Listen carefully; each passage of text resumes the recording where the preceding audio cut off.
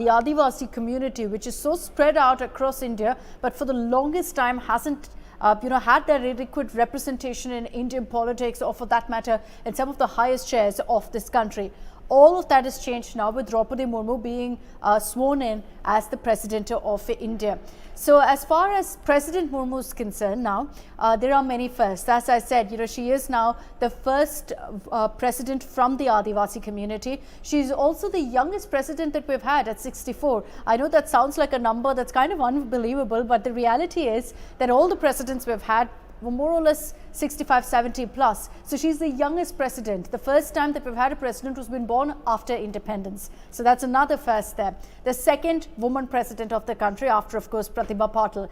So this is historic because of all the reasons that I just listed out for you. The swearing in ceremony got over just in fact a few moments ago with a 21 gun salute for her. She's now the Supreme Commander of the Indian Armed Forces as well. So that's why the 21 gun salute and the message that President Murmu had in her first address to the nation was a very, very important one, because she's spoken about how anyone can ensure their dreams are fulfilled. She's saying that if someone like me, who's come from such a poor background, can make it to becoming the president of the country, then anyone can fulfill their dreams. So it's a hugely inspirational message that she's put out, besides saying that I didn't even think it was possible for me to go to primary school. From there, she's talking about being in the Rashtrapati Bhavan from a place called Rairangpur in Mayurbhanj of Odisha. So it's a very small area. She belongs to the Santal tribes and she's essentially had a long journey. She's been a councillor, an MLA, then became a minister in a Patnaik-led coalition government in Odisha,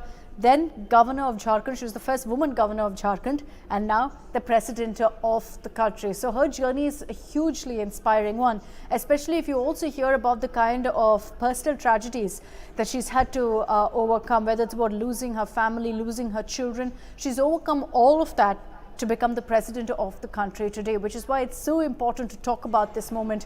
And no matter how much you criticize Indian democracy, this is what it comes down to, that someone like Droupadi Murmu, who hails from a tribal community, who for the longest time, remained suppressed, had no representation whatsoever, now sits as the first citizen of the country. So it's a hugely symbolic moment, and one that of course we all have to kind of rejoice in, because this is a true celebration of India's democracy. But the other aspect of it is also that for President Murmu, she'll have to now prove herself as far as the Adivasi community is concerned. What will she do for tribals?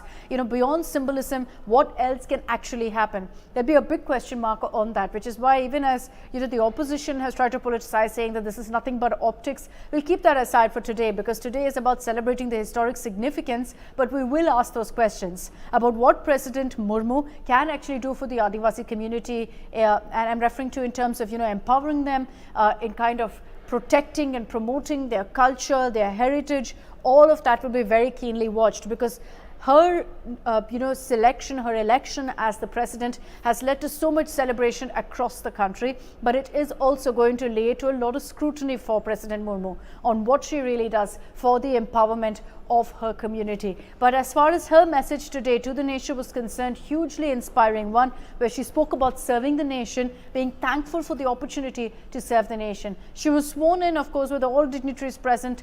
You had the outgoing president, Ramnath Kovind there, who personally first brought her in, first met her at the Rashtrapati Bhavan, then they came together to the Parliament Central Hall, which is where this event happened. She was administered the oath by the Chief Justice of India, N.V. Ramana. You had the Vice President Venkaiah Naidu there, Prime Minister Modi, all constitutional dignitaries or all parliamentary dignitaries, everyone was present for this big moment. So we're going to, of course, track this very closely. You can catch the highlights of that ceremony on our social media handles as well. Before I wrap this up, another story, because I know that all of you have been keenly watching over the weekend what's been happening as far as the monkeypox cases in India. There has been, an uptick as far as cases are concerned. But let me tell you that right now, it's still very much under control. There's a suspected case in Telangana. There's one case in Delhi. There are cases in Kerala that have been reported. And I know a lot of you are concerned whether this is going to be as bad as COVID. Let's just say that we need to ensure that we keep our guard up right now. The WHO, the World Health Organization, has already referred to this as a global health emergency, largely because of the fact that it's spreading very fast and rapidly in the United States. It's not at all like COVID in the sense that that, it's not a pandemic at any point right now. We're talking about 4 to 5 cases right now in the country, but precaution is key. That's why no one's leaving anything to chance, whether it's the WHO, whether the government here, all contacts, everyone who's come in contact with those who've tested positive for for monkeypox have all been isolated to ensure that there's no possibility of an outbreak per se.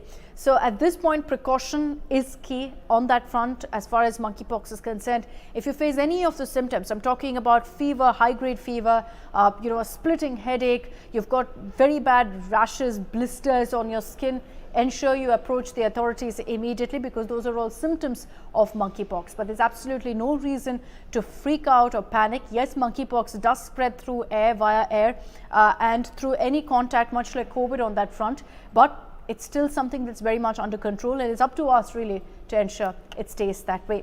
That's all we have time for on this broadcast. Thank you for tuning in. Same